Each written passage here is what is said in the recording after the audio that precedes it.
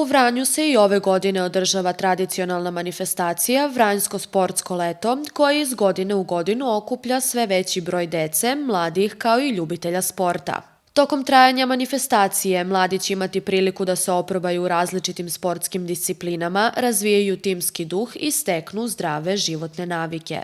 Prošle godine Vranjsko sportsko leto obuhvatilo je 13 događaja, a o ovogodišnjim novinama za našu medijsku kuću govorio je gradski većnik za sport i verske zajednice Nenad Đorđević.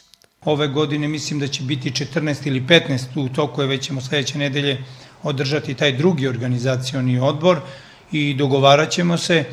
Tako da kažem da ove godine dogovorili smo možda neka novina, o detaljima ćemo možda u nekom drugom gostovanju pričati.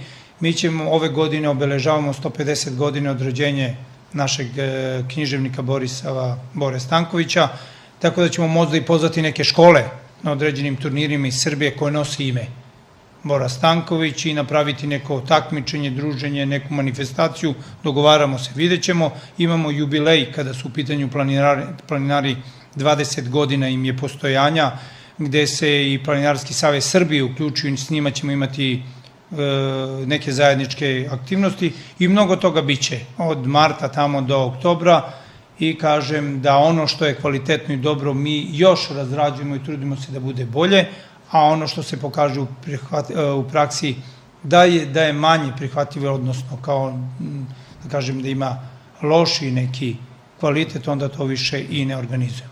Prva aktivnost u okviru Vranjskog sportskog leta je manifestacija Sport u policiji.